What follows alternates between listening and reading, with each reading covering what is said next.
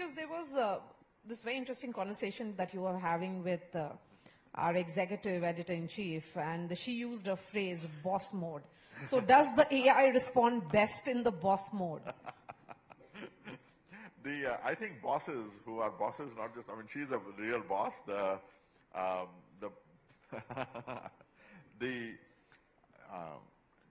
I think if you take boss mode as understanding the limitations of AI, taking the work that AI produces for you in a way that amplifies what you are doing, and yet you are careful, you apply your rigor, your scrutiny to what it has done, my God, it is an unbelievably powerful tool. But if you just blindly take what it gives you, then it is not so powerful. Then it is just, it regresses you to the mean of what is known. So AI is not a friend. It is a tool. You know, so how you engage with AI becomes important. Yes, how you engage with it, how you use this tool. It is, you know, a little bit north of Chennai, about 100 kilometers north of Chennai is a town called Athirampakkam. They recently found these Stone Age tools there from 250,000 years ago. 2.5 lakh saal purane.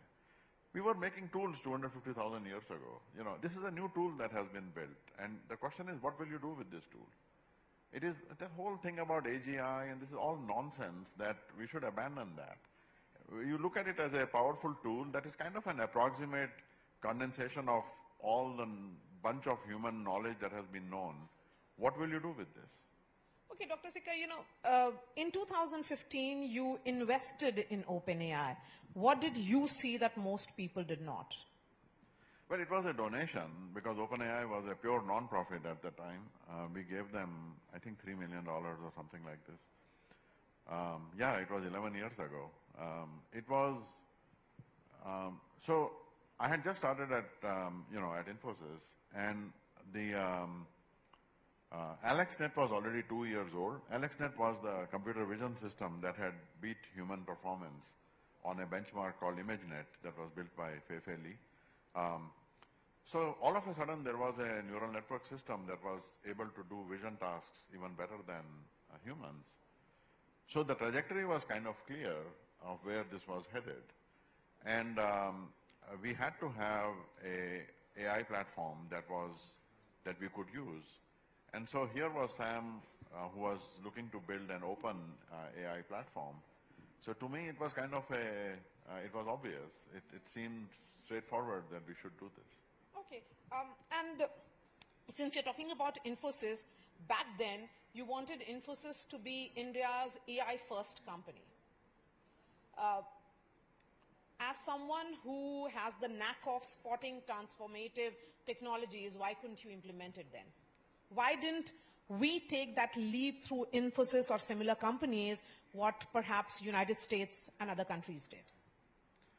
Well, we did a lot. You know, we built our own platform back then. We had a large collection of efforts that we were doing, which I thought was remarkable for the time. But you know, like I said, I tend to look forward and look at what is possible now with AI. And I think, you know, at the time, what we had, we did what we could, and it's a different time now, so. Okay. In terms of its limits, like hallucinations in particular, which is being repeatedly spoken about, where do you think the role of companies and also countries come in with regards to regulation? And in summits such as this, which is happening in India, do you think India will show the way for regulations? So, you know, the idea of regulation, we are sitting here in this room and we are comfortable that this roof is not going to fall on our heads because of regulation. Okay. You know, even like barbers who cut our hair are regulated. So what is the problem with regulating AI? It is an unbelievably powerful technology. You better believe it should be regulated. And I'm very proud that the Indian government actually is taking a very leading and uncompromising stand on regulation, on safety, on ethics. It is very important to do that. The point about hallucinations, AI today, generative AI, is inherently hallucinatory. It is not a deterministic system. It is a system based on probabilities. You pick the most likely next token when you give it a prompt.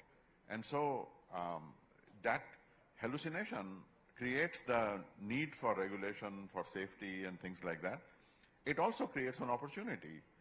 People and organizations who can understand how to tame. If you like the video, do like, comment, share and subscribe.